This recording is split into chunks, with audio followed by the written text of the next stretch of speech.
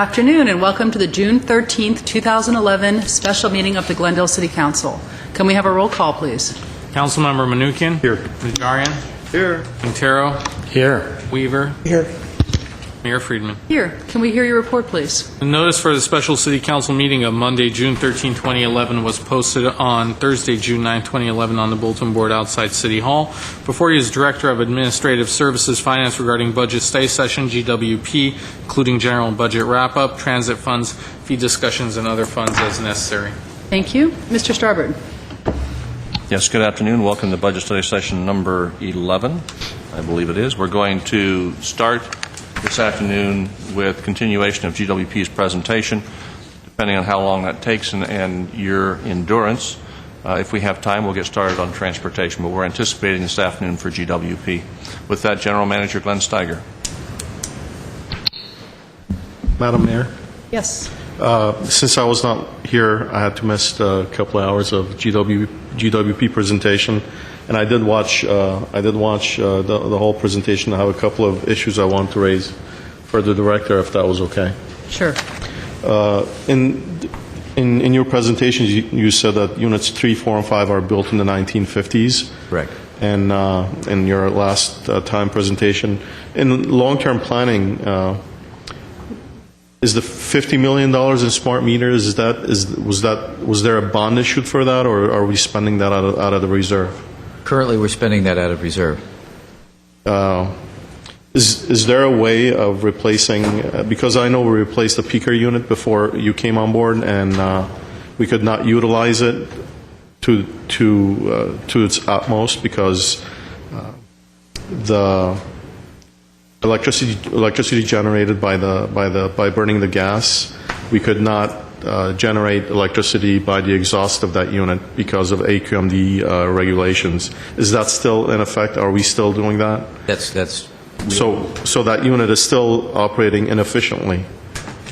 the way that our units work at Grayson. The older units are the most inefficient. The newest unit, Unit 9, is our most efficient. And so Right. we utilize that to the maximum that we can. And that's a gas turbine. Right. So it turns out that if you take Grayson as a whole and you look at its efficiency, and it's as we define it by heat rate, it's the amount of BTUs per kilowatt that it takes to operate that. And overall, Grayson as a unit is in most cases less efficient than the units on the market, and that's what we compare More with. expensive to More run. expensive, Right. yeah. So we look at Grayson in a couple of different ways. We look at it first and foremost as a reliability unit. In other words, we run that because we have to have internal generation regardless of what it costs. So that's one. We try to maximize the Unit 9 operation because that's the least expensive to operate. At the same time, we also use landfill gas to operate some of those units. It's a very small amount.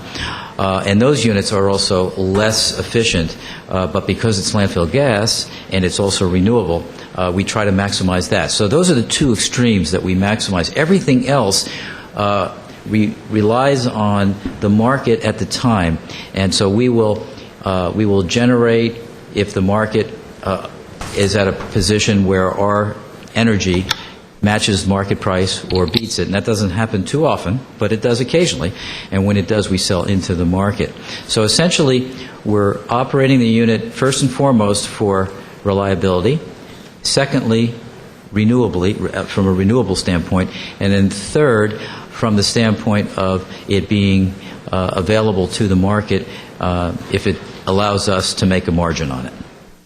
My question is more a theoretical question, actually. Can we replace the units 3, 4, and 5 with one more efficient unit instead of spending $50 million on smart grid or other issues, or issuing bonds for water capital improvements, which you mentioned during your presentation?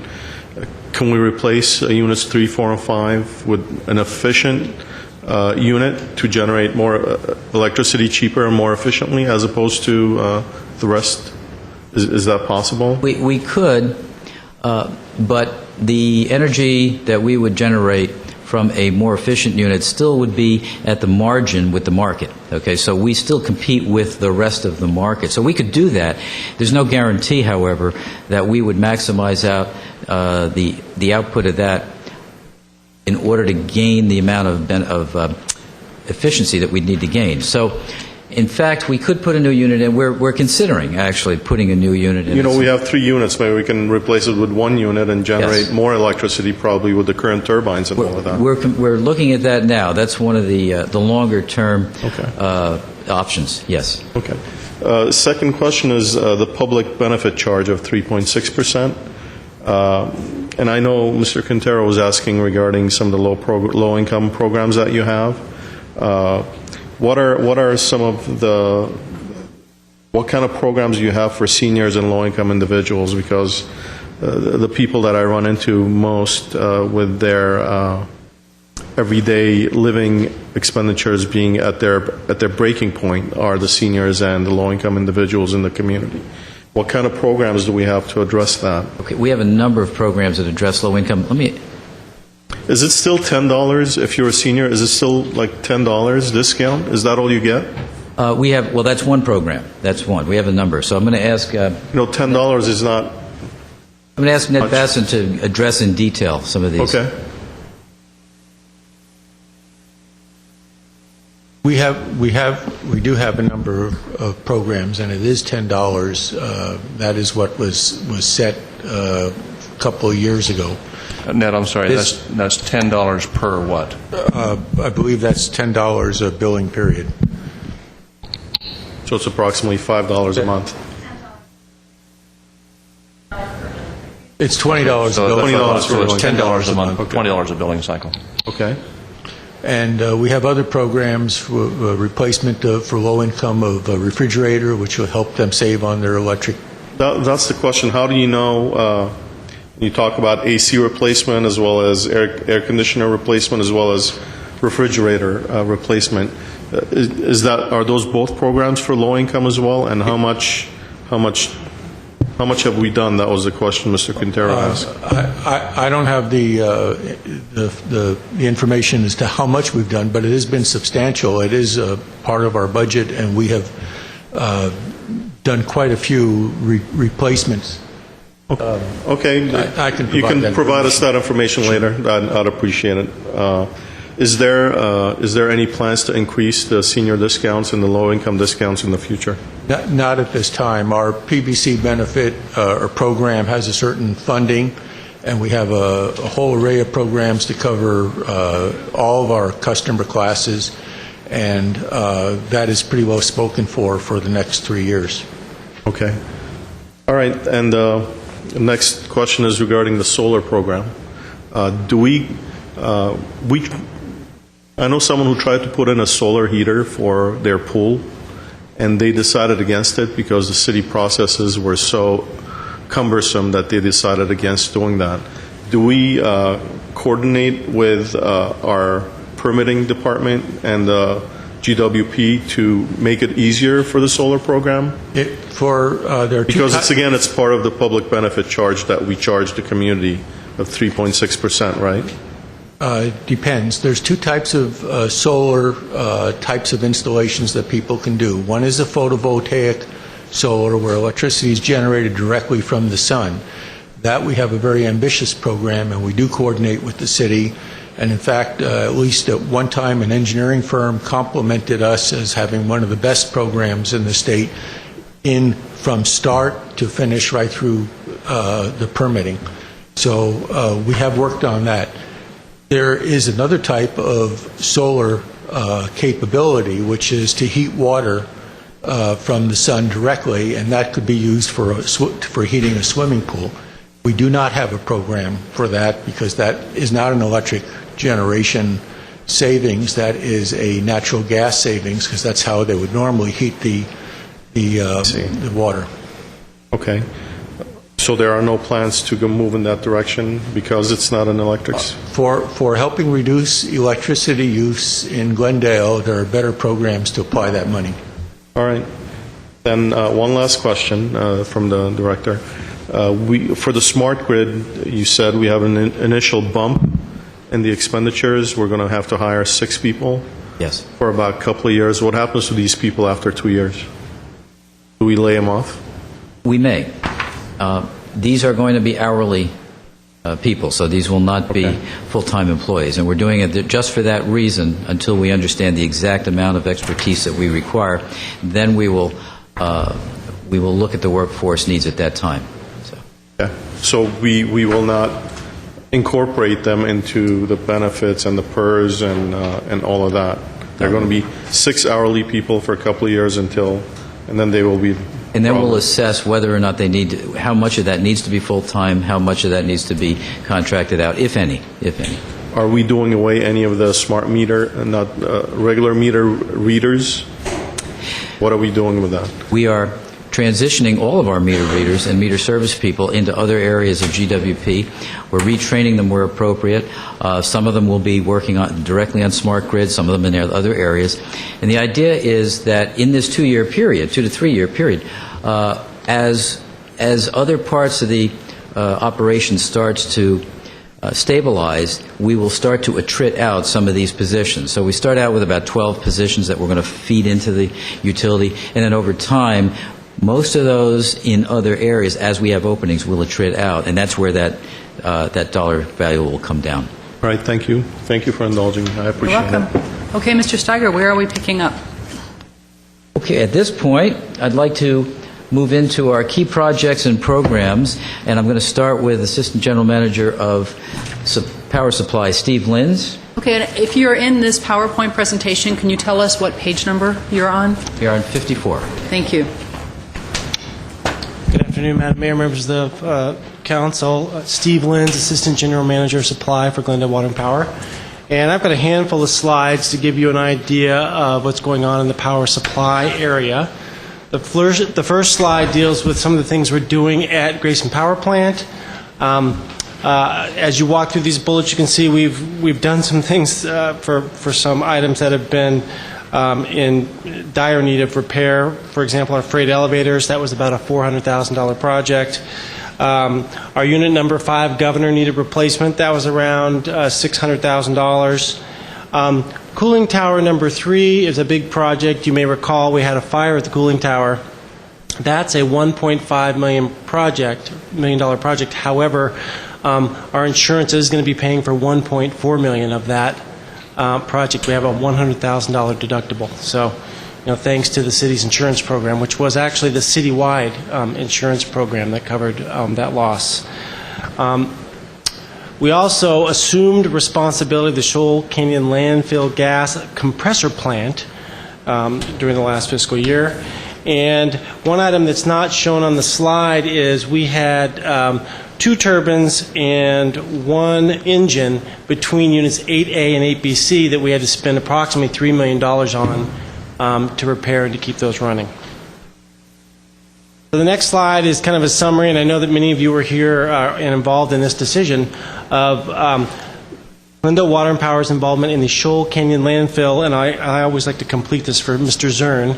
It's not the landfill that we purchased, but the gas compressor station at the landfill. We paid about $23 million, and the net savings of purchasing it up front from January of 10 through July 2014 was almost $12 million in savings to the ratepayers of the City of Glendale. It has provided us an opportunity to be involved in the control of the plant up there. We're rotating in staff from Grayson Power Plant, which is actually much better for reliability because the folks that used to work there on the weekends, they actually were in Long Beach where they lived and on call. And so if something happened, they had to come up. But now we're manning that facility with some of our 24/7 staff from Grayson Power Plant. And finally, as it always has, Shoal Canyon counts for about 7% of our renewable portfolio standard. This is just to give you an idea of the production. Sir, sure.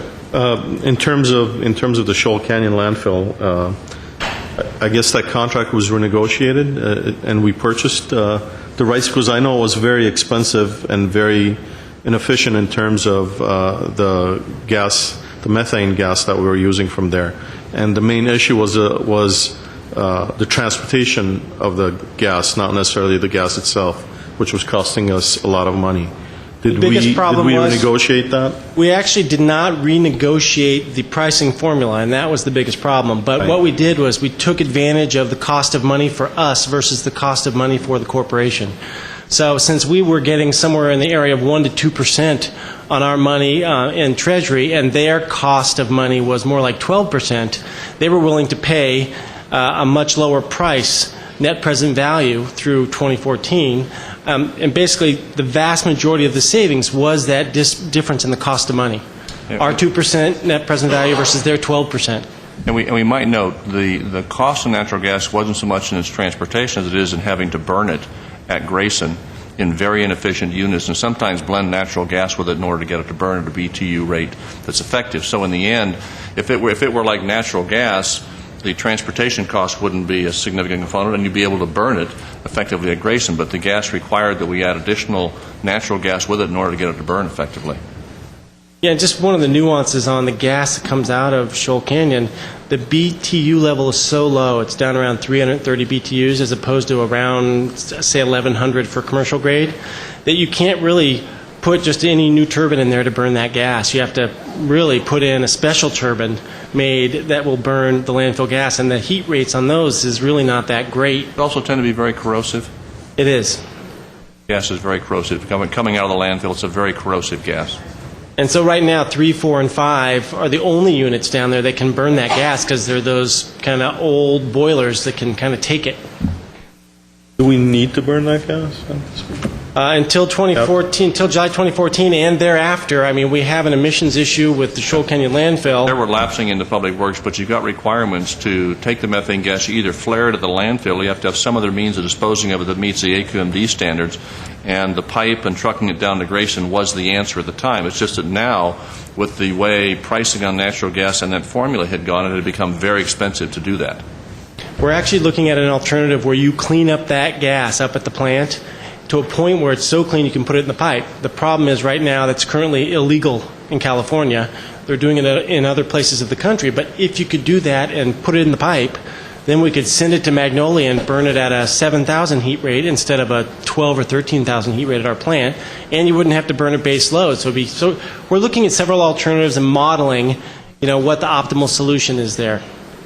But the fact that it is 330 BTU complicates the analysis. Can we liquefy it and ship it out? We can, and that's another option that's being looked at. We're not sure if it has as much value as, for example, compressed natural gas or compressed biogas fuel. But that makes it more expensive as well. The capital involved in cleaning it up and then compressing it and sending it off is There's also some quite an technology expense. that'll have generating packs that will take the methane, and conceivably you could possibly convert it to electricity at the site and then put the electricity in the system. So there's a number of different options to take a look at. It's just a matter of which one's the best economics. This next slide just gives you an idea of the production out of the plant. And for the most part, that's driven, as Glenn said, by economics and the market. About 90,000 megawatts a year is just Shoal Canyon landfill gas base loaded across this line here. So you can see it goes from 176, 184, 203. About 90,000 of that flat across the bottom is just Shoal Canyon natural gas base loaded. So the rest of that fluctuation is market, whether units are up or down, and just give you an idea of what we're doing out of Grayson. This chart is our gas and transportation costs since fiscal year '07.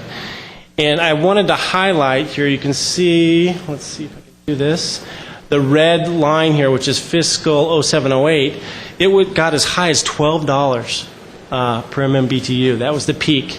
And then, for the gas, right? For the natural gas, yeah. And then that fell in 10-11 to less than $5. What happened to those reserves we purchased back then?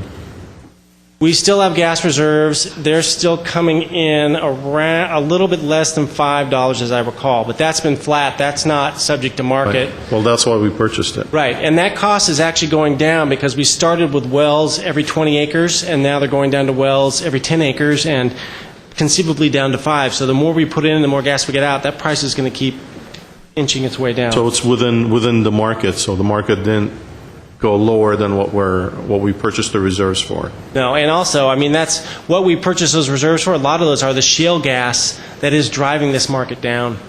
And I just wanted to highlight that we're lucky that it's gone from 12 to 5 because it's really helping us offset some of the additional costs that we're incurring from the renewables. Because we are starting to scale in more renewables from Titan up in Oregon, the small hydro plant that we purchased, and some more of the wind. So that's coming into our supply, and luckily we haven't had to raise rates because fuel costs have come down, and most medium to long-term 3 to 5 year forecasts think that it's going to stay fairly low over the next 3 to 5 years because of the shale issue and the fact that all this gas is coming in from shale production. Just to give you an idea, this is 4 snapshots of the natural gas curve, and it is from January 11 through November 14. And these peaks that you see here, those are typical of a natural gas curve. That's winter. And every winter, the demand for natural gas goes up because people need gas to heat their homes. And as you can see, I won't go into the detail of these lines, but basically gas is still inching down over the last 2 months. It's still coming down, coming our way. Finally, this is a chart that covers our hedge schedule for the physical unhedged system. About 50 to 60% of our system is fixed, with all of our long-term contracts and projects that we already purchased through IPP, Intermountain Power Plant, the Palo Verde Nuclear, all those outside power plants that we bought many years ago. Those costs, for the most part, are fixed. And that's, I'm just going to say for ease of describing it to you, that's about 50%. What we hedge or fix the price of is the remaining 50%. And so this chart represents how much of that remaining 50% we've fixed the price on. And you see 4 kind of straight lines here. These represent the amount that we're allowed to fix the price from the current month out 18 months to 36 months. And how much we can fix the price of the system depends on market opportunities. If the price really craters and goes beneath a certain model level, then we can go up to this higher level and lock in prices for a longer period, all the way out to 36 months. Just finally, this kind of squiggly line here with circles on it is the amount of that remaining 50% of the system that we've locked the price in on. And so you can see here for the first several months, it's around 40%. And then as you get out to March of 2013, it's down to 0%. And a lot of that is the market's coming our way. When it's coming your way, you don't want to lock in all of your unfixed portion because you hope that you're going to get some more of the benefit of the market declining. I think that is, yes, that's all I have, and I'm going to pass it over unless you have questions. We are, you're content with our trading company? People that we work with on... Well, we've got an in-house trading group, and then we've got ACES, which is our real-time scheduling and marketing, and they've been doing very well, and I think we're going to be coming back to you soon because they are at the end of a 3-year contract. They replace 5 full-time positions, so we came to you, to council, I think actually when Rafi was here several years ago. We did an analysis of, should we add our own 5-person dispatch group to do real-time trading and marketing? And the conclusion of the study was, you know what, you should outsource this for a while, see how it goes, and evaluate whether or not it makes sense. But for now, we're happy with them, and we're certainly not ready to add 5 full-time positions to replace them at this point. And where are they located? I forgot. Physically, where is that company? The traders themselves are in Indianapolis. That's right, I knew it was in the Midwest. And they run programs all over the entire country from Indianapolis. Right. Any other questions?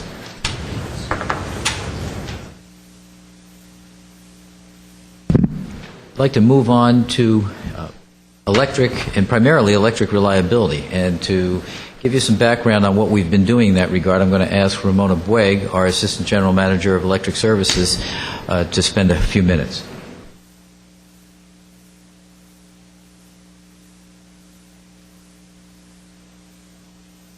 Good afternoon. Ramona Bueg, Assistant General Manager for Electric Services, and I'm just going to talk about some key programs and projects that we have embarked upon since 2005. One of the main things that we do continuously is the conversion of our 4 kV distribution system to a 12 kV system. And it does three things. It reduces our losses on our system. It gives us more capacity to serve a bigger area. And it certainly makes the system more reliable. This, in conjunction with our tree trimming program, have actually helped us reduce a lot of the outages that we have.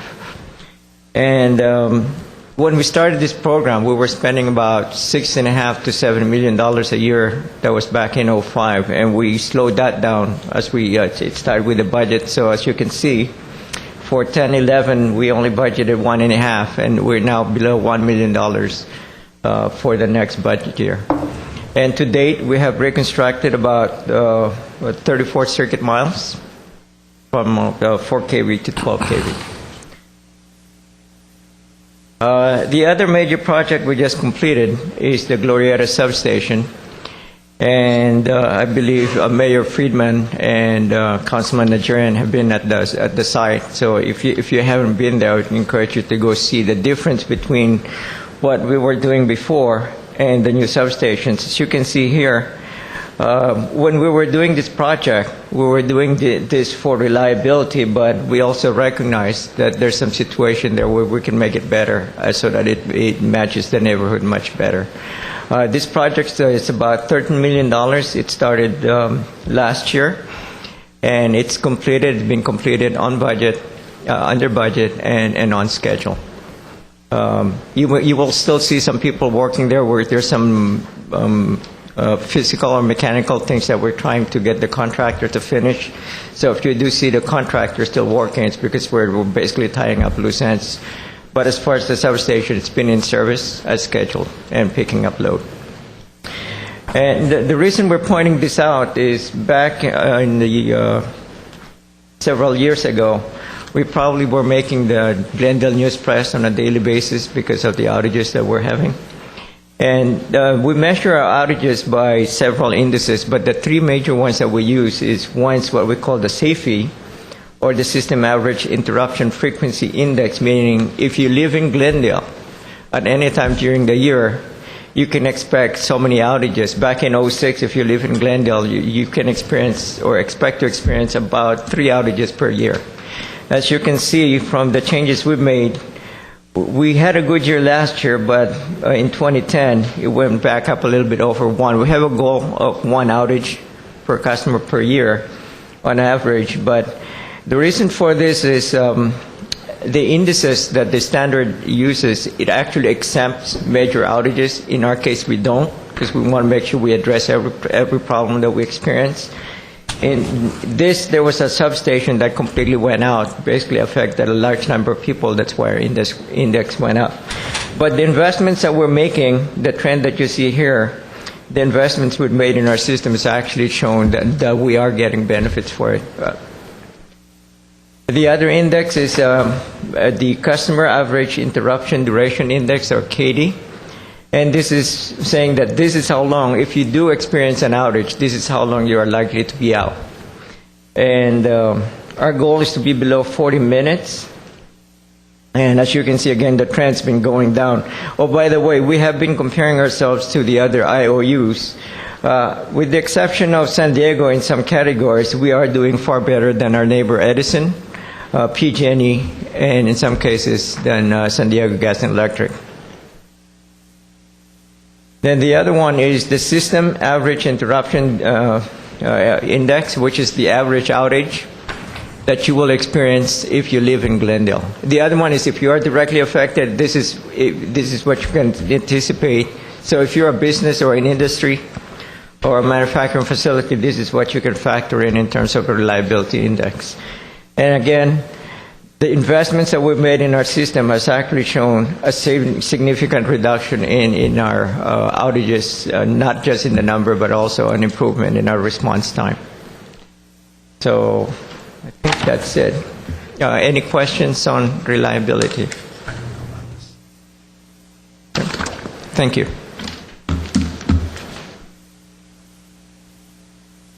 I'd like to move into the current status of our smart grid project, which, as we've mentioned, is the largest single project that GWP is working on at the moment.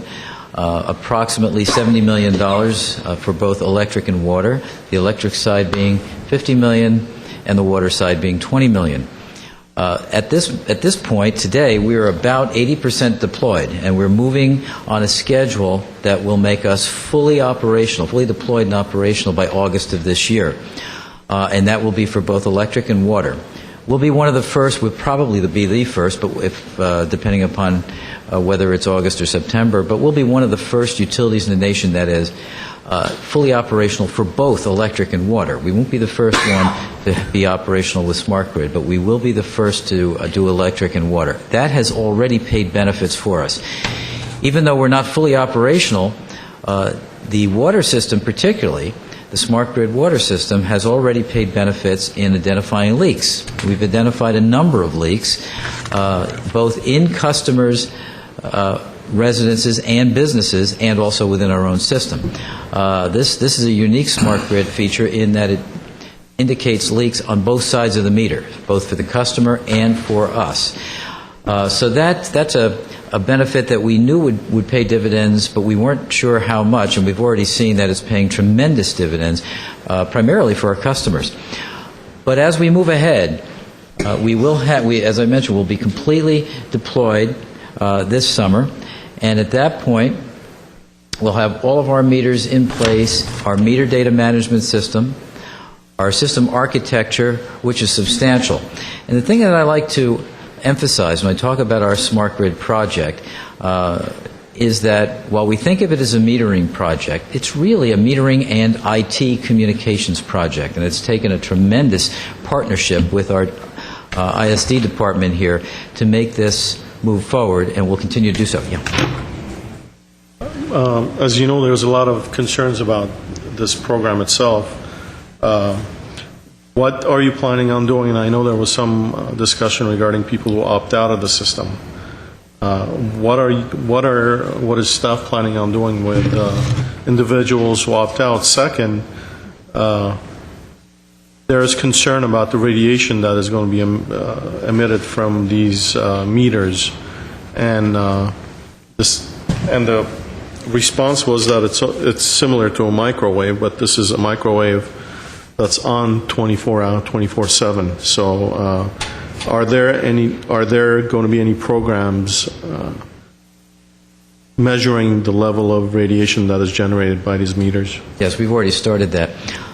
We will be monitoring. Will the homeowner know what is being generated? We can make that available, and we currently on our should make that available. Currently on our website, we have a number of discussion items and studies to show what smart grid does. And I want to be very clear, the output of a smart meter is minuscule compared to a microwave oven and even to a cell phone. The studies that we have so far have shown that there's no ill effects to the radiation by smart grid. So that's what we've put on our website. We will continue to talk to customers about that. We'll do measurements when necessary. We commissioned our own study about a little over a year ago, and that's on our website. That was done by the Utility Telecom Association. It's a fairly rigorous study just towards Glendale, and that already has some data built into it, just to our system. It's minuscule compared to a cell phone, and I'm assuming most people don't hold the smart meter against their head. I would hope not. Not for very long. No. Well, and the radiation put out by the smart meter, even if you did hold it to your head, is still less than a cell phone. And also, let's be clear that this is not the type of radiation that comes out of a nuclear power plant. This is electromagnetic radiation. This is heat, basically. Essentially. It excites electrons the way that a microwave oven does. It's not nuclear radiation. Right. No. I just want to be clear because you hear that word radiation and it's scary That's for correct. people. It is scary, and there's a number of people concerned about it, actually. Well, Glenn, the technology comparable to Wi-Fi? If you have a Essentially, Wi-Fi system in your home, or you've gone to a store or a library or a cafe where there's Wi-Fi, the system in here is Wi-Fi? Yep, it's in here. You go to Starbucks, it's Wi-Fi. In fact, you can, no matter where you are these days, you're going to be bombarded with Wi-Fi. Okay. Yes. That's correct.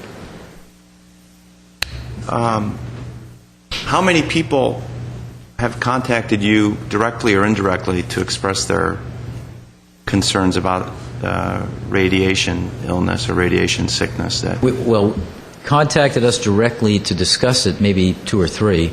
To opt out, I believe we have about somewhere around 25. And that's out of how many units? 130, 125,000 meters altogether. The other issue is, and I don't know the details, but Mr. Mnuchin said that these are transmitting 24/7. Is that true? They're intermittent. Every 10 minutes or so it sends a Could signal? be 10 minutes, could be half a minute, depends, but it's not constant, no. Okay, so let me encourage you when you hear a statement like that there's a lot of people, or that it's on 24/7. For those of us that aren't as familiar with the facts, please set us straight on it. Will do. Mr. Quintero. Is there an electrical engineer in the audience that could give us even more details about, you've talked about Wi-Fi, you've talked about intermittent, et cetera. Let's, really talk about it a little bit. I'm curious to see how these actual units function. I want to have a volunteer now. I don't see anybody rushing to... Mr. Weaver's an engineer. Yeah, no, I said electrical engineer. Did you say 10 minutes or a minute? You don't know how often? It depends. It depends on what? Yeah, it depends on the way the system works. It's an interesting system. The system the meters talk to each other. It's known as a mesh.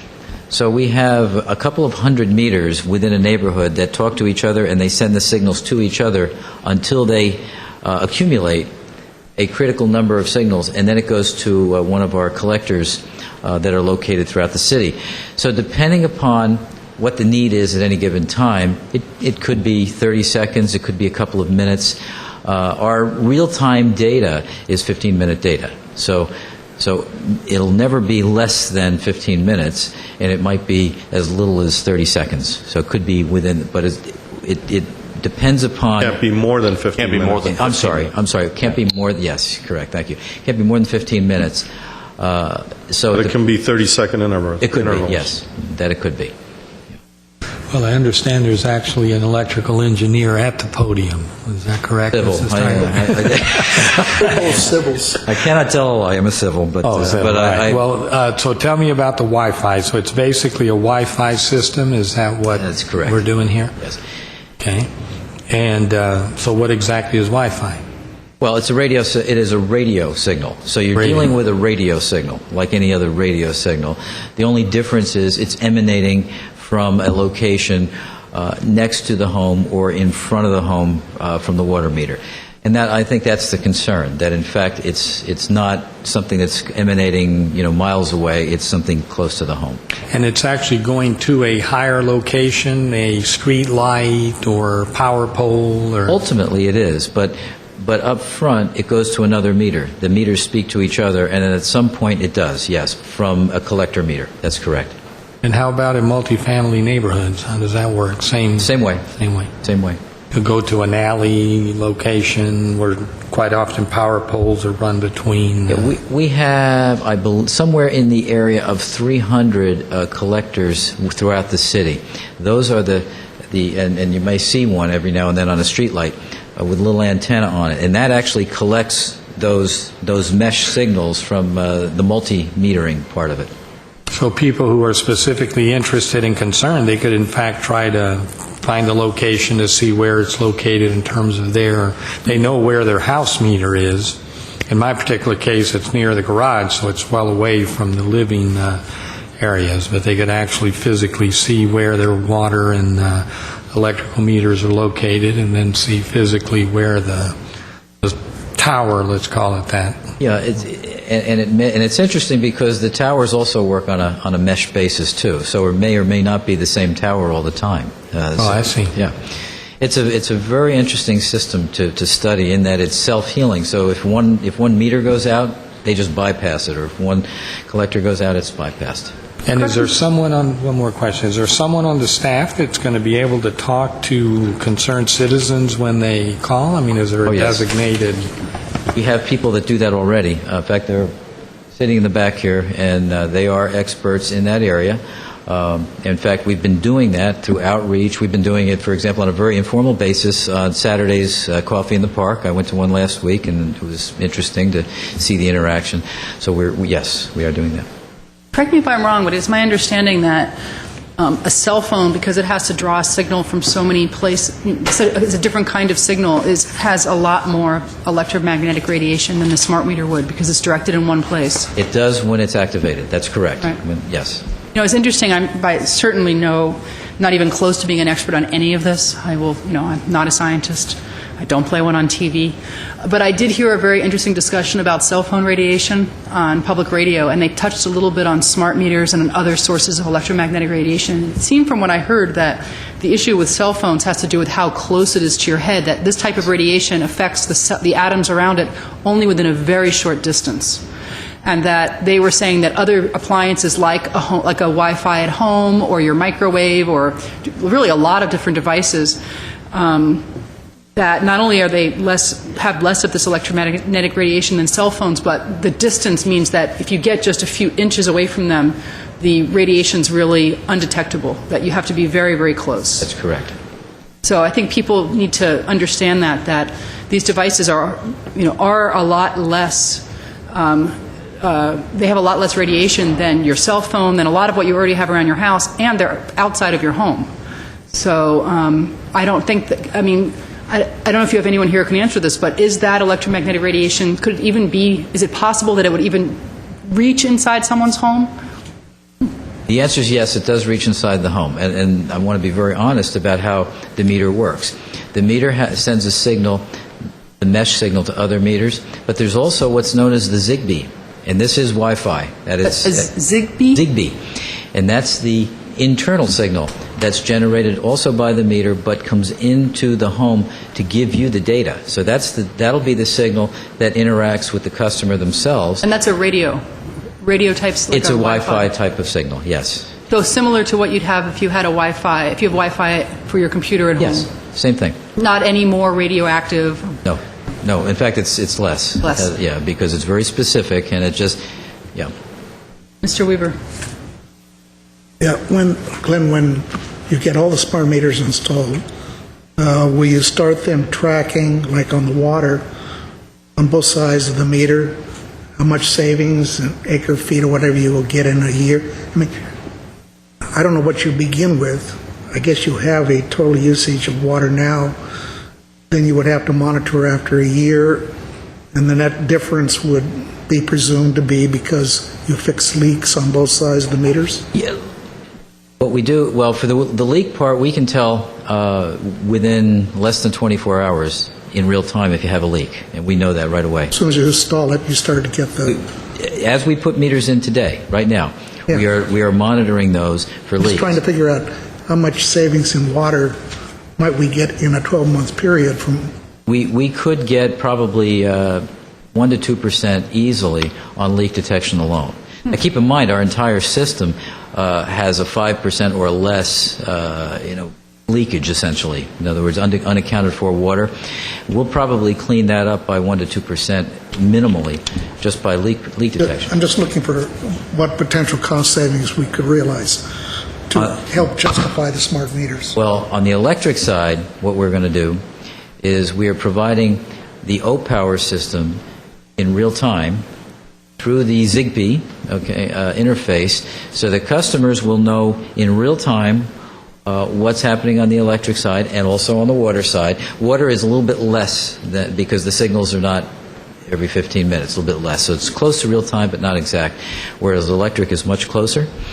And we'll be providing what's known as an O-Power report, which will allow customers to do that exact thing. Compare this hour to last hour, today to yesterday, this week to last week, this year to last year, and see where they are, to see if there's any differentials, to see where they can reduce energy and water.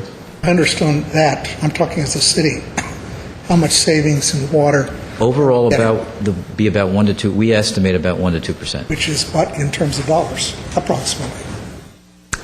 On the water side, that's about $1 million. Well, don't forget, too, that a water leak can be much more destructive than the the water that you're losing. I mean, a leak in the wrong place could cause millions of dollars in damage. But keep in mind, that $1 million is a savings in water that we don't have to buy, but also we don't get the revenue for either. That's where I was going. Right. So, Where is the industry in terms of smart meter-ready appliances? very close. You can today buy appliances that have the built-in chip that talks to the Zigbee signal. Keep it that when I talk about Zigbee, that's the internal signal that will allow the customer to do what the customer wants with that data. And today you can buy appliances, washers, dryers, refrigerators that talk to that Zigbee signal and will allow if a customer wants to, the Zigbee signal to control those loads depending upon how much it costs at any given time. Now, we have not put real-time rates in place yet. We're going to come back to you later this year and talk about that and how that might work and how that will work to the benefit of the customer. And then is that difficult to set up? I mean, it sounds it sounds daunting. No, it's not. Easier than setting up your computer? We'll make it extremely easy. It will be very easy to set up, yes. Mr. Weaver? Okay, then will we be notifying all stores in Glendale that sell appliances that the people in Glendale are going to be looking for the Zigbee, whatever, so you should make sure you stock that type of appliance in your store? Yes, we will be working with the stores in Glendale and around Glendale to make sure that occurs, yes. Mr. Mnuchin? Just for the record, 25 people are a lot of people for me. Looking at the picture you have over there, the smart meters being installed on the wall, not on the street or in a corner somewhere, right? The electric meters on the wall. Meter? The water. If there's a child's bedroom on the other side of that, the child will not get affected? No.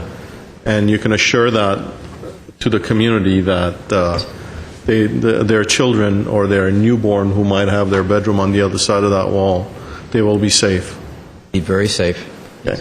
What if on the issue that Mr. Quintero raised on multi-unit apartment units where you have a concentration of these, on a 30-unit apartment building, you're going to have 30 meters, right? Correct. And when you have a concentration of these meters, 30 of them in one location, will that affect the health of the residents in any way, shape, or form? No, the dissipation of this signal is extreme. It dissipates very quickly as you get farther away from the meter, so there's really isn't. I just want to get that out as well. And I also read an article regarding PG&E replacing 1,600 defective smart meters. Yep. Do we have that issue with the smart meters that we're installing? Not at all. No, we've had some installation issues, as you might expect when you put this many meters in, but nothing major, and we've been able to rectify everything. But we haven't had that issue at all. No, I know which one what you're talking about. No. And I'm sorry, going back to my initial question, if individuals want to opt out, how are we going to treat them, even if it's 1 or 1,000? Okay. What is going to happen to them? If they're concerned and they're not going to buy, the issue that it's safe, okay, it's safe, but they're still concerned, what do they do? Currently, if someone asks to opt out, we allow that to occur. We do not put the meters in today. Okay. We will come back to City Council at some point in the future, whether it's August or September or October, and we will give a report as to here are the number of people that have opted out. At that point in time, we will be close to not having any meter readers because we are putting them elsewhere. So in order to read those meters, it's going to be an additional cost. So we'll come back and explain the entire issue at that point and to whether, A, we should no longer allow opt-outs, B, we should charge for reading the meter or whatever it takes. So we'll come back to you. And are there any studies, did you say there were studies being done regarding the health effects of these meters? Yes. Yes, there are. Those will be provided to the community as soon as they're available? They are. Some of them are already, and we put them on our website. Prove or disprove the point, I mean, either way. Either way. We put it on our website. Okay. That's correct. All right, thank you very much. So essentially, we're moving forward, and just to close up what we're doing with Smart Grid, because it's more than meters. Because we were able to secure the DOE funding, we've included energy storage through the Ice Bear system, as I mentioned earlier, demand response, which will be very, very important to us and will help us mitigate the need for additional generation in the future. And what we've been able to do, and this is a benefit to the city, and I don't want to underplay this, because there's been a tremendous partnership between ourselves and our ISD department, we've been able to build an IT infrastructure far more robust than we've had in the city and that other city departments will be linking into over time. So the smart grid system, while very, very beneficial to the customers of GWP, will also be beneficial to the city in general, far beyond what we're doing. So, any other questions? At this point, I would like to turn it over to our Assistant General Manager of Water Services, Peter Kavonis.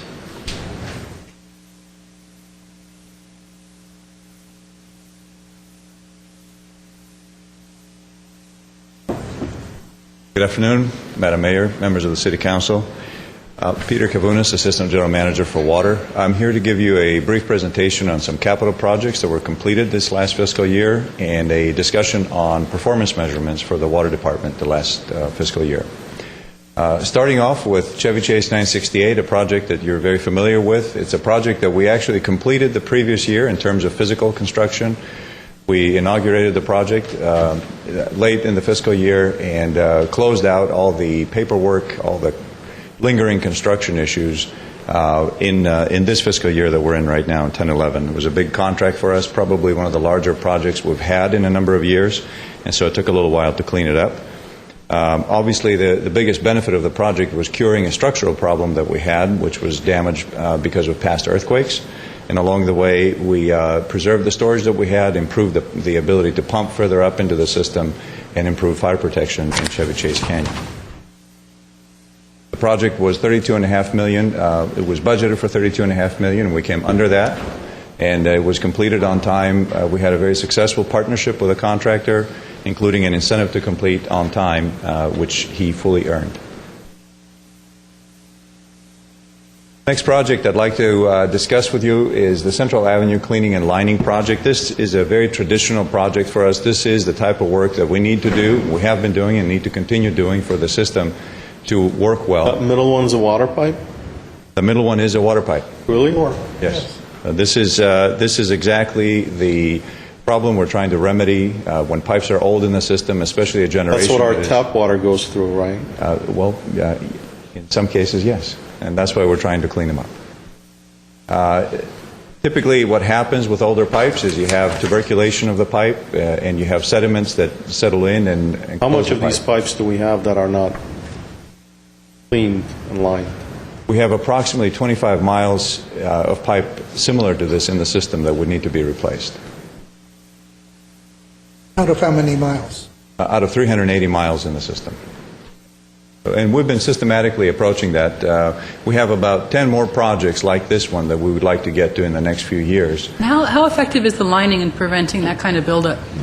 Pretty effective. The lining begins because there is no lining there in the first place. The pipe that was installed up until the early 60s was cast iron pipe that didn't have any lining, and that sort of helps initiate the process of the tuberculation. Pipe that was installed after that comes lined from the factory. And so the newer pipe doesn't have this problem. When we clean and line pipe, we leave it in the condition that you see on the right, and it's much more resistant to tuberculation. Is that spin lining? That is cement mortar lining, yes. We did it with the core on all the side drains. Instead of replacing the corrugated, put a piece of equipment in that spins the concrete out and creates a nice smooth. So, saves a lot of money. So you're not replacing the pipe itself? That's right. This process of cleaning and lining is far less invasive on the streets. We dig an access pit on either side, approximately every block or two. How do you get rid of this stuff inside? It gets flushed out. It actually gets brushed and scoured out with a specially designed machine, and then it gets flushed. And then, as Councilman Weaver said, we have a machine that goes in and spins through and applies the cement mortar lining. We should note, in terms of the process, if you've driven through the neighborhoods, and they've been through my neighborhood several years ago, they will actually disconnect all the homes from the main water lines. They put in a temporary service into all of the meters along a route. Then they go in and do all of this work, clean the pipe, line the pipe, disinfect the pipe, then hook the homes back up to the main line again. So a whole neighborhood will be taken offline. So they did it in your neighborhood, but I didn't see them do it in my neighborhood. You weren't home that day. Okay. No, you live in a newer part of town, so those... I know that because the smart meters told me you weren't home. Yeah. But the reality, the newer subdivisions would be the last two. That's why I'm opposed to them. These are probably 40, 50 years old, some of them, right? Older than that. Older than that, yeah. This project was our traditional delivery for a project for us. It was done in-house. Our project manager was Leonardo Bocanegra, which is a member of our staff, and we hired an outside contractor to do the work itself. They maintain all the equipment necessary, and it's much more cost-effective for our residents. The project was about 40,000 feet of pipe cleaned and lined, and about 1,000 feet of pipe that needed to be replaced along with it. The benefits of this project, there was discussion earlier about minimizing leaks in the system, and this is one of the obvious benefits of the project. Of course, water quality, flow, and pressure are also improved. As part of the project, we test the fire hydrant flow before and after we do a project like that. And the pictures show you on the upper left a fire hydrant that would flow very low flow and low pressure. And after the project goes through a neighborhood, we have fire hydrants that will flow considerably improved conditions. Two specific locations, the data from the testing on this project, you can see we had a fire hydrant that before the project would flow about 730 gallons per minute at 19 pounds per square inch. That improved to 839 gallons per minute at 25 psi. That's a little bit of an improvement, and a more dramatic fire hydrant improvement was a fire hydrant that flowed at 335 GPM before the cleaning and lining at 4 psi. That improved to 1,186 at 50 psi. Our fire department likes 20 psi. Where was that line? If you remember. I can send you the exact address. I'm just curious. That's a tremendous gain. And that's not atypical. I mean, we have improvements such as the one shown in the first example, but also many that are shown in the second example, which is a dramatic improvement for fire protection in the neighborhoods of Glendale. Well, of course, the same thing can occur for a homeowner. So you've got better pressures, better flow in your home. In many of the older neighborhoods that will have pressure issues and volume issues, this can be very helpful. Right. All because the diameter of the pipe has been reduced to a trickle almost. Amazing. We certainly think it's money well spent. Another project we like to highlight is our continuing research on chromium-6 removal. We anticipate that this will be, fiscal year 10-11, will be the last year of this research effort. The effort is the only one of its kind in the United States. Total cost of about $7.2 million, most of which has come from grants and contributions from outside people that are interested in the research. And we anticipate that this year our demonstration facilities that are shown in the two pictures will give the information that's necessary for appropriate regulation setting by the state and the federal government.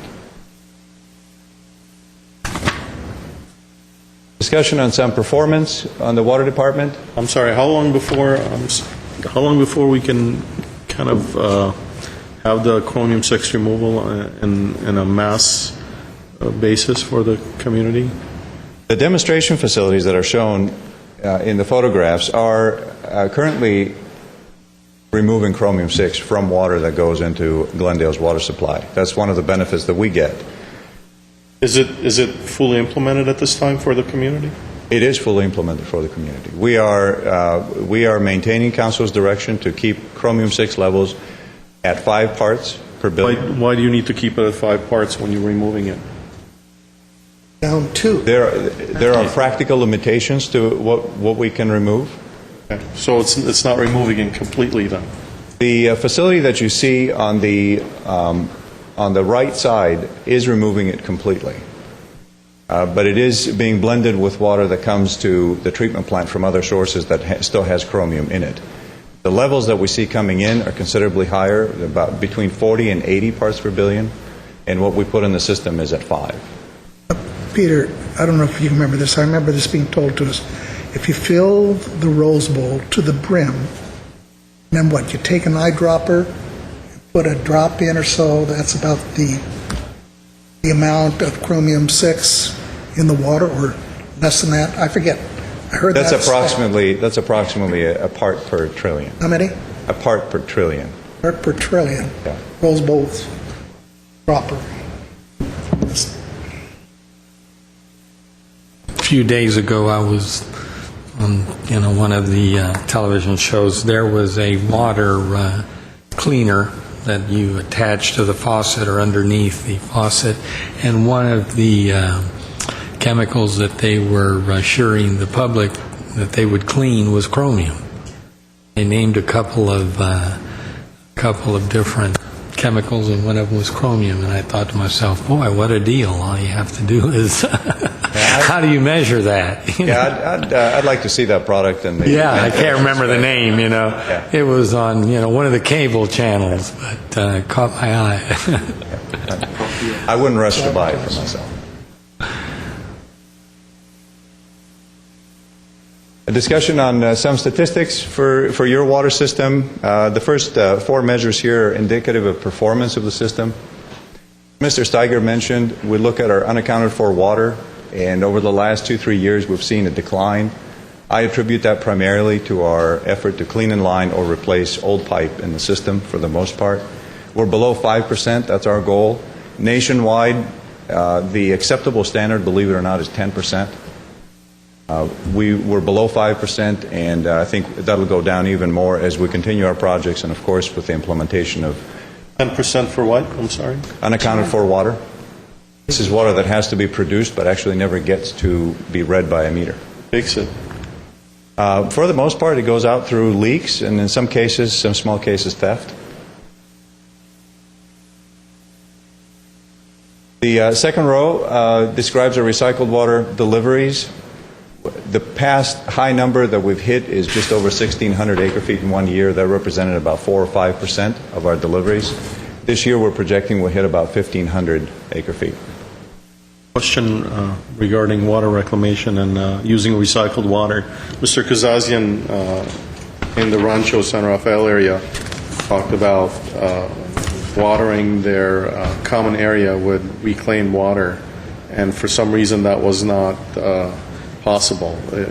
What is the issue there? Why is that not possible, or are they doing it now? The issue fundamentally has been money.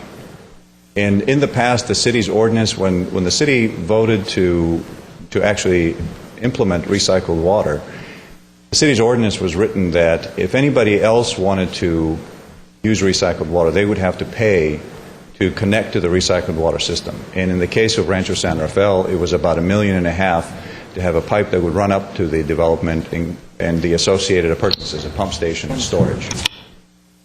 And so it's economically, it doesn't pay. So it's the connection issue, that there is no connection.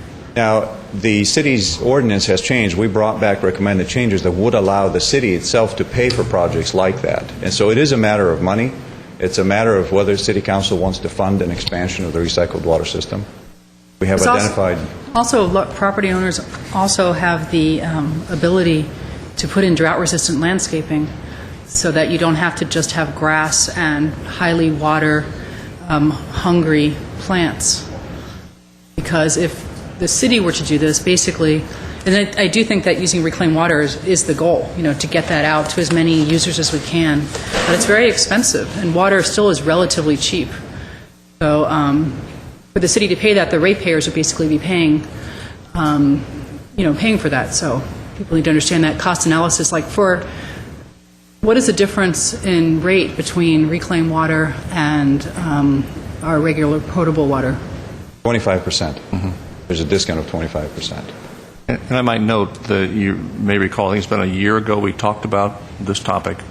I've always believed that in time we will reach a point, especially, of course, now we seem to have a reprieve from the drought, but the way we were headed, it seems to me long term, you'll no longer have the luxury of giving people a deep discount to purchase reclaimed water. For people that utilize a lot of water for irrigation purposes, my belief is they should eventually be obligated to utilize reclaimed water at a rate that is much closer to what potable water would cost, or at least replenishment water would cost from MWD. In part, it's the deep discount that we give to encourage it that makes it less possible to amortize the capital costs that go into the system. So not only do you have a big capital cost, but our current rate structure gives a deep discount to people who utilize reclaimed water, and now with the increase in replenishment water from MET and the cost of treating water, I think that deep discount can be little justified. And certainly when you're in a drought condition, I think it's even less justified. So I think we'll eventually move to a point where you'll need to obligate large users of water that are using it for open space to take reclaimed water with little or no discount just to preserve your potable water.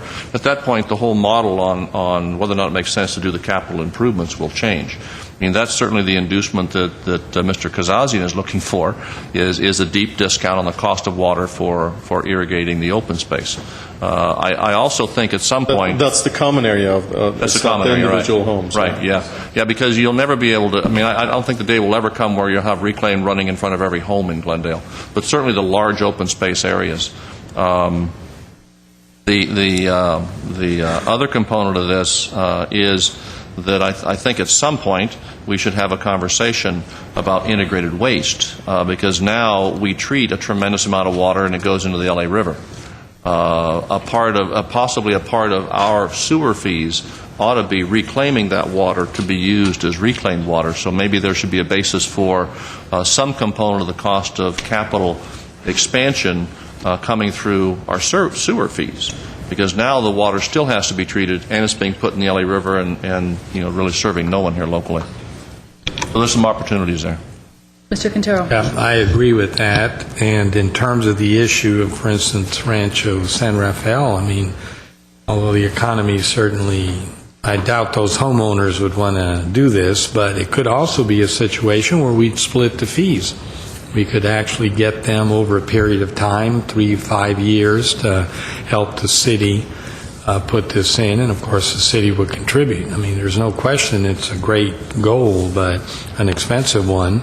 And like Ms. Friedman, when I drive through Rancho San Rafael, and I do quite a bit, I mean, I see nothing but green. I see totally inappropriate, just like Glen Oaks Boulevard, I might add, totally inappropriate plantings. We're lucky now with the snowpack. There's a great article in the LA Times today. So we're going to be lucky for a couple of years, but we have to start looking for a different type of planting. It's the only thing that makes sense. The other question, I think we talked about this last time, and not to get too far off the topic into reclaim water, but you have to wonder if spending all this money on dual piping, the whole city, which is millions and millions and millions of dollars for reclaimed water, is that money better spent as technology emerges for better purification to where we could blend that reclaimed water somehow in with other water that we use, like they do in other countries? I don't know how far off the technology is from allowing us to do that, but, to spend $50 million, let's say, to increase those pipes, at some point spending $50 million instead on ozone filtering and better filtering to purify our water maybe is money better spent. It will be. Question. Regarding the rates that Mr. Starbird referred to on the reclaimed water, does the GWP Commission advise council on those rates? Is that how that works? Yes. The GWP Commission looks at any rate proposals before they come to the council. But it's only an advisory role. Yes. And I didn't realize that we're actually, so it's a subsidy. I mean, we're subsidizing that 75% rate. Well, I'm not sure exactly what the meaning of subsidy is. We get the treated recycled water. We've spent money. We have spent money to put in pipes and take that water to places that it can be used. So the users of recycled water also incur an expense in maintaining a recycled water system on their property that's separate from the potable water system on their property, having it inspected, making separate repairs, and keeping certified people on hand. So it seemed appropriate to give them a discount at that time that would induce them to make the necessary commitment. I don't necessarily look at it as a subsidy from potable water ratepayers. Potable ratepayers get a benefit out of recycled water in that their reliability of the potable water is increased. Let me shift gears for just a moment. We had a lot of criticism on the water transfer from our water fund to the general fund. If there was a transfer from the water fund solely for repiping and delivering recycled water to the city, would that be an appropriate use of the funds? I don't think that would be a transfer, that would just be a capital It project. probably, from a budgetary standpoint, it probably wouldn't be a general fund project. It would be either a water fund water fund project. Again, I've continued to feel that there is a basis to justify some participation by not integrated waste, but our sanitation fund, because in effect it's a more effective way of disposing of your treated water. But the general fund wouldn't be involved in the project. And query, would we receive such harsh criticism if such a transfer was used for such purposes? Leads one to wonder. You're asking an engineer to That's answer that rhetorical, for Peter. you. You don't need to answer it. Don't try to answer You can take that. the fifth, We'll Peter. get criticized no matter what, but Another civil. it's just an idea. I mean, I imagine doing that. Those that are crying out for the recycled water, should we make such a transfer, those that are still demanding low rates would be here, they'd be fighting each other. That's a good idea. Maybe we should pit those two groups against each Mr. other. Mnuchin? Are there grants in terms of, we got a $20 million grant for smart meters, are there grants for putting in infrastructure for reclaimed water? If it's only $1.5 million for Rancho San Rafael, is there any way we can go out and look for a grant that could cover some of those costs? And maybe the rest, as was said, we can have a partnership with the homeowner associations in that area? There are opportunities like that. Proposition 50 was one avenue. Proposition 84 was another avenue. And we've applied for grants in both cases. In both cases, we were not successful in getting our grants. We were actually very low on the scheme of priorities, primarily because Glendale is not considered a disadvantaged community in the whole spectrum of the applicants for that money. There is another bond related to water supplies that was slated to come to the electorate in 2010. It was pulled because it was deemed that it would not have good success. That may be coming back in 2012, and that bond would give us an opportunity to go back and apply for grants. Peter, from what I remember from the last discussion, in terms of priority, there are certainly areas in the city that would be a higher priority than some of the homeowners groups, like the downtown, where we have dual-plumbed buildings and we don't have to reclaim water. And these are buildings that made the investment on dual plumbing systems for reclaimed water and don't have the advantage of that water. So we just need people to remember that even if we were to go forward with reclaimed water programs, that there would still be a list of priorities. And I know that I heard the Glendale Water and Power Commission discuss this the other day. They had this discussion about a week ago, right, or 2 weeks ago, about reclaimed water. I believe so, yeah. Until we change something, our expectation is that we'll continue to deliver between 1,500 and 1,600 acre-feet per year of recycled water. That's the identified demand. We have about 45 to 50 customers of recycled water. We work with them very closely to make sure they stay in compliance and they use as much as possible. How was the infrastructure put in for them? The infrastructure was put in as a result of the original investment that the city made, and it spans approximately 20 miles. So the city paid for that infrastructure? Yes.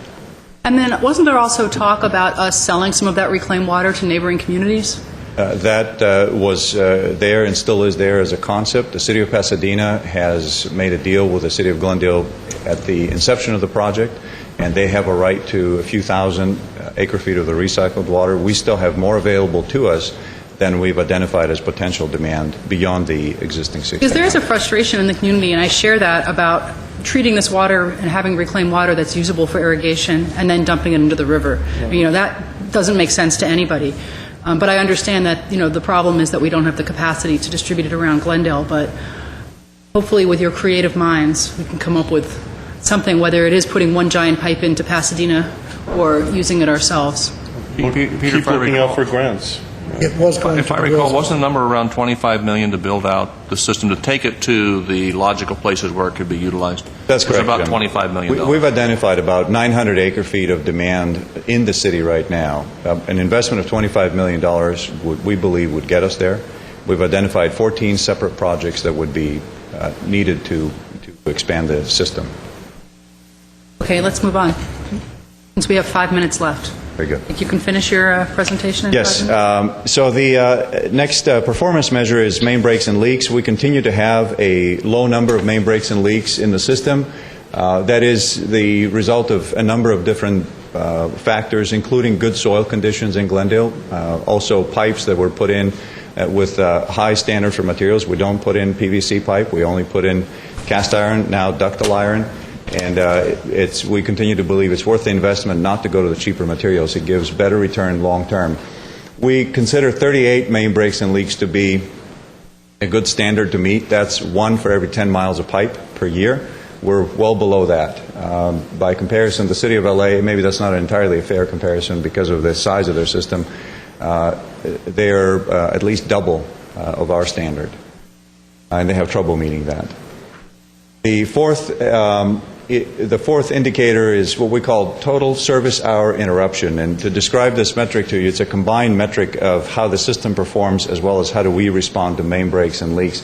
If a service to a customer is interrupted for 1 hour, is without water for 1 hour, that's a single service hour interruption. If our system were continuously providing water to all services throughout the year, at 99.99% of the time, we would have 31,000 hours of service hours interruption. At this time, we're experiencing far lower than that, indicating an extremely reliable water system and good response to few main breaks and leaks. Peter, what's the industry standard? Is there an industry standard? There is no industry standard on that. We thought 99.99% was good. Sounds good. Not good enough for this city. I don't know what to say to that. We thought it was pretty good. We're open to suggestions. That's another one. It's just best to move on. Okay. The next 3 metrics are maintenance related. Our maintenance has taken a hit because of the budget tightening. We like to maintain our valves, exercise each valve every other year. And if we were to do that, we would be exercising about 4,500 valves every year. This last year, we've only been able to get to 1,600 valves. The same thing as fire hydrants. We like to maintain each fire hydrant in the city. It might be useful to explain why that's important. What valve maintenance is and exercising a valve. And I think we can figure that one out. They don't close. All right. Make sure that they're operable, they work. that they You give can us turn them control off of if the you need to, system. in particular, in case you have a break. Remember up in Kenyatta. Go ahead. Fire hydrant maintenance, we have just over 3,000 fire hydrants in the system. We like to maintain each one of them once a year. That's really important to the system. It's important to the city's ISO rating. And that as well has suffered because our O&M budget has been cut. And similar to that, cleaning reservoirs, we have 30 potable water reservoirs in the system and 5 recycled water reservoirs in the system. We like to clean them, so on average they stay below 5 years. Say 30? 30. And we had targeted 6 for this fiscal year, and we had to scale that back to 2, again, in order to keep with our O&M budget. In terms of tracking water quality complaints, the 0809 water quality complaints are not shown, not because we don't have the numbers, but at that time we had metrics that combined water quality complaints that were caused by our system as opposed to people simply calling in with questions. So it's not a very good metric. We had in 910 we had 16, in 1011 we had 20. Our goal is to have 12, no more than 1 a month, basically. It's a little higher than we want to. It's a little tough to keep up with the budget restrictions. With that, I'll turn it over back to Mr. Steiger. Thank you, Peter. I'd like to I'll take a very quick run through what we are calling comparative information. And I think this is very, very important, and this is why we opted to end with this. You, and rightly so, along with all of our customers within Glendale, have been concerned about rates, and I think this will give you a better appreciation for where our rates are and what we're doing to try to stabilize, in some cases actually reduce the rates. Our neighbors in Burbank did a study earlier this year, and this was for them, not for us, but I thought it was interesting enough to bring it here. They are basically showing the change in rate structure and rate of change among these utilities. And these are fairly typical of either like utilities to Glendale or, as you can see with PG&E, SG&E, and SCE, the investor-owns within the state. And if you go back to 1999, you will see that the weighted average residential revenue, in other words, the weighted average residential rate here in Glendale, was right at almost at the top. We shared that with Pasadena, and the perception has been ever since that we have one of the highest rates in the area. And we have had a much higher rate structure than average, there's no question. Now, if we bring this to today, and this is current, you can see that we are no longer at the top. Here's Glendale. We're down towards the middle of the pack. In fact, we're somewhat below average if you took an average of this. We're quite a bit below the investor owns, and that is, if you keep in mind our goal is to be 35% below Edison, and we know that's a stretch goal, and when we said that 3 years ago, we said we were going to target that, and we were going to do the best we could to get there. We are making progress. But I think this is the telling statistic here. If you look at the rate of change, in other words, the change in weighted average residential revenue per kilowatt hour, or the rate, essentially, since 1999, Glendale is at the very bottom. Can I ask you a quick question about the previous slide? Sure. And if this is going to take a long time to answer, don't bother. But I'm wondering how these rates correspond with our investment in renewables, and how that will come back in terms of potential fines, cities having to buy renewable credits. I know Pasadena, which has a higher rate than us, but they're buying renewable credits from us, correct? That is correct. So that's a cost. I don't know if that cost is shown in their rates or if that cost ends up being shown somewhere else. But I guess the question is just, is there a way of sussing out with these other agencies which of them has the same sort of aggressive portfolio of renewables as us, and how that figures into the rates? Okay. The highest, if I take this group right here as an example, the highest renewable portfolio is Turlock, right here, right below us, okay? And that's because they have a significant amount of hydropower, far more than we have, of course, and if you notice, we are sitting right there with them. The benefit of having a higher than average portfolio standard today, which we do, is that our costs are already embedded, for the most part, and I think Steve mentioned this earlier, in our rate. So as we move forward, we can be far more selective with the projects that we need to be involved in. So our rates should be less impacted than some of our other utility neighbors that are far behind us in renewable, if that makes sense to you. So we're actually in a fairly good position in that regard.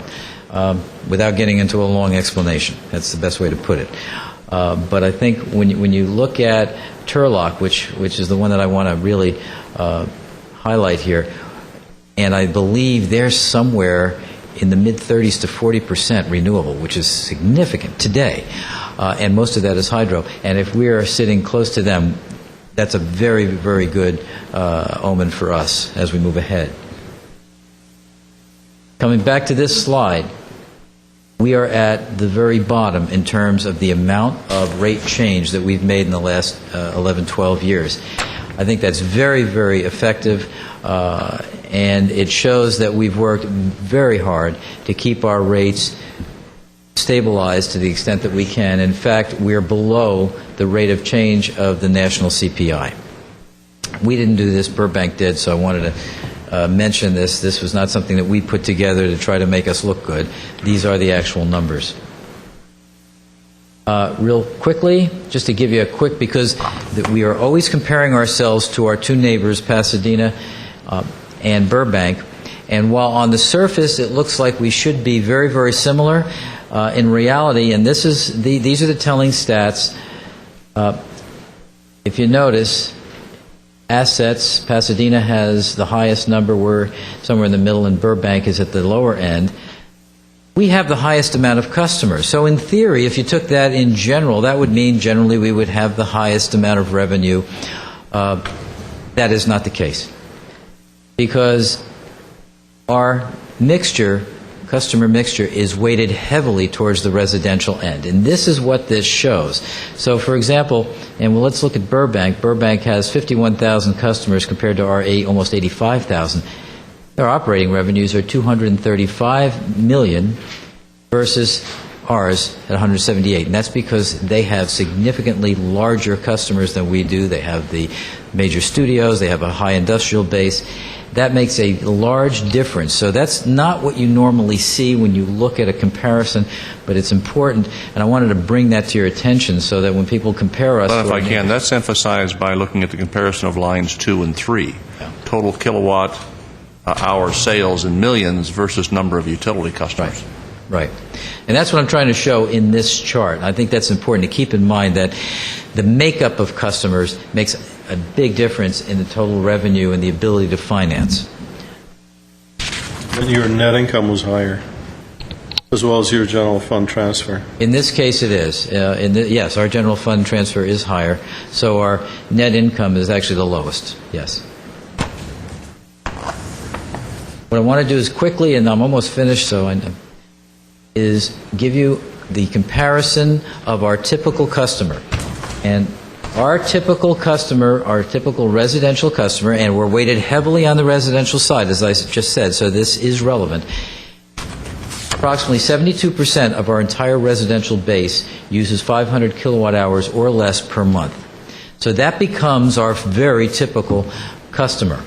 So keep that in mind. Now, if we move ahead, if we take our average customer, 500 kilowatt hour a month customer, this is where we fit in with our competitors.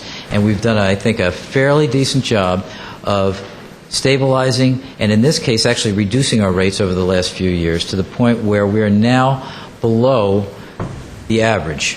So we are, of the 6 utility average that we take a look at on a monthly basis, we are below average.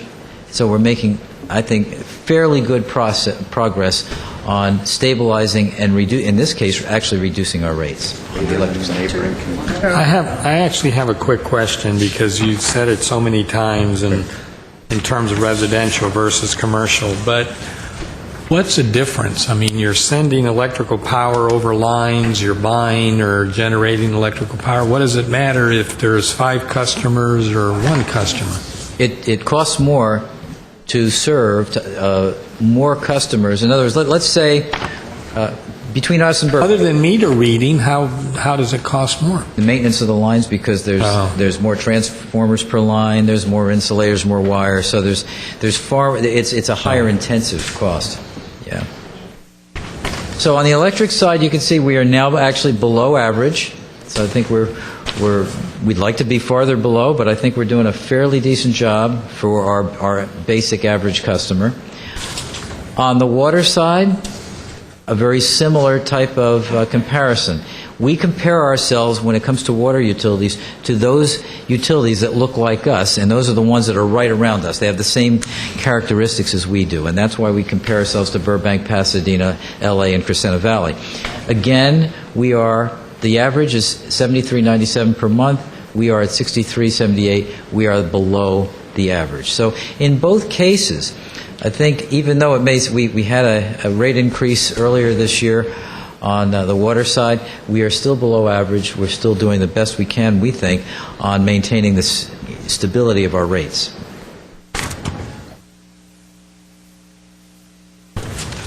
There was a question that came up, and so we put this slide in here in case anyone wanted to talk about what we essentially are included in allocations. So that's why this is in here. This is how we allocate facility rent for the Perkins building. Who asked that question? So, we asked that question? No, Mr. Zavalos raised this at several council meetings, and we indicated we would bring you the numbers, so we've included them as part of the presentation here. Yes.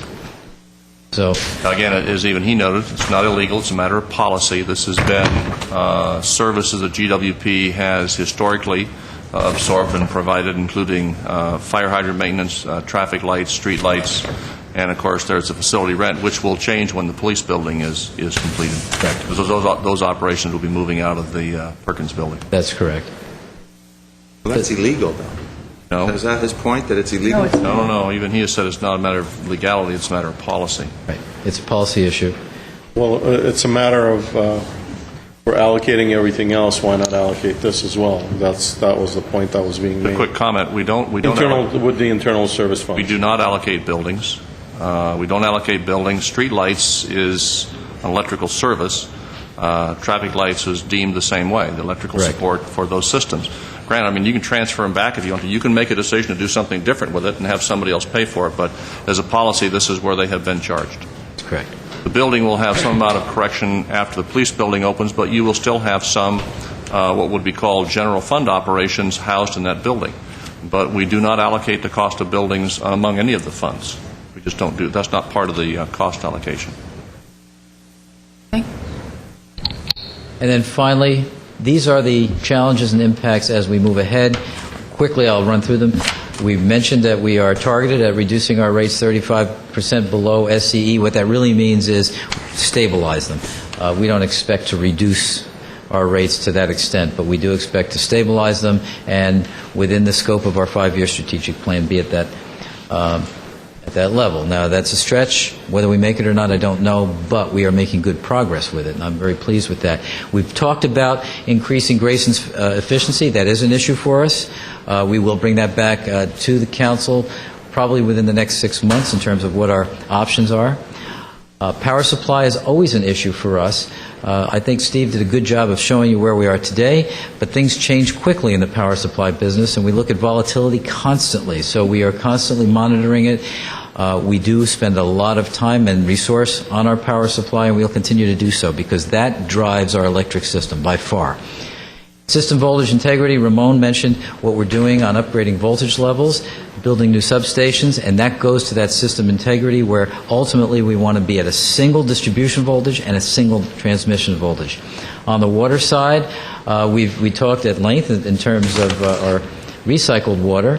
I won't mention that, but we've got to come to grips with how we want to, if we want to finance that moving ahead. Expansion of our potable resources. We are doing that now. We are developing 2 wells currently. We may want to develop 1 additional well. And when we do that, we are reaching the limitation of what we will have to be able to provide potable sources within Glendale. And ultimately, we're looking to probably fix at about a 60%, 40% split, 60% with net water, 40% otherwise within. Sustainable conservation. As you know, we've spent a lot of time over the last couple of years on conservation measures on the water side. First through voluntary conservation, then through mandatory conservation, now back to voluntary. We believe that the new norm is at least where we are today, which is 10% less than where we were 5 years ago, and that will continue.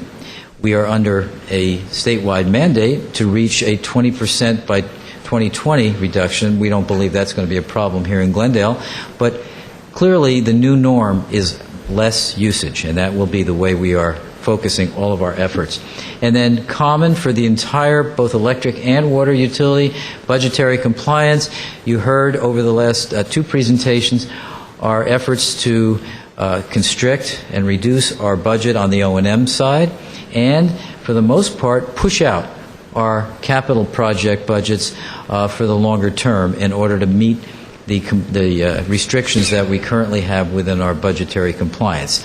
That's what we're doing, and that's an ongoing issue. You've seen what it's done to some of our metrics, particularly on the water side, so that's an issue, and we will continue to discuss that with you over time. Regulatory compliance. We are constantly barraged with additional regulatory issues. We've talked about AB 32, which we are now under mandated regulations to reduce our greenhouse gas to 1990 levels by 2020.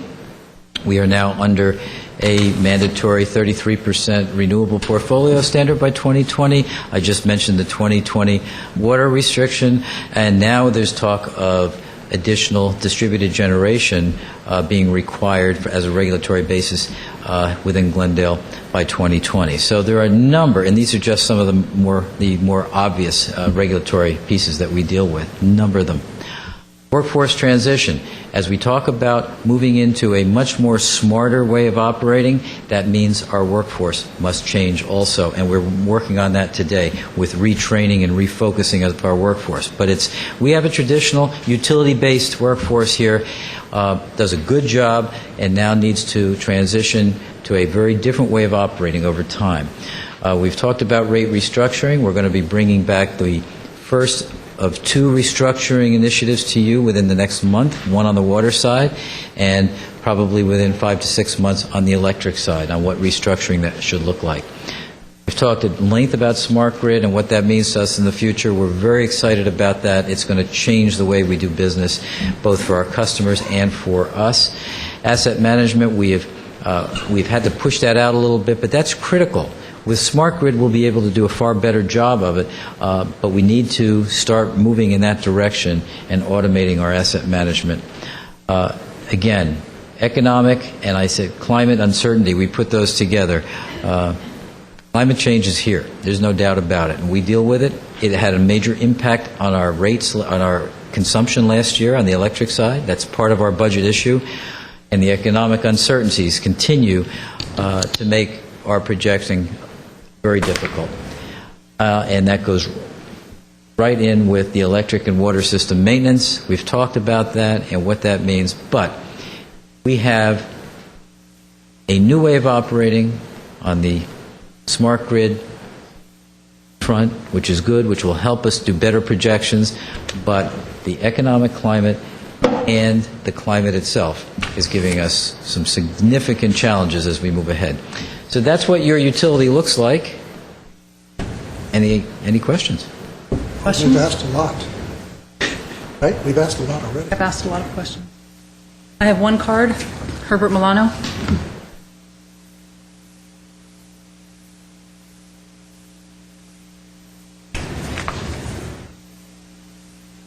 Thank you, Mayor Friedman, members of the City Council. I've handed out some documents for you to perhaps refer to as I speak about these particular trends.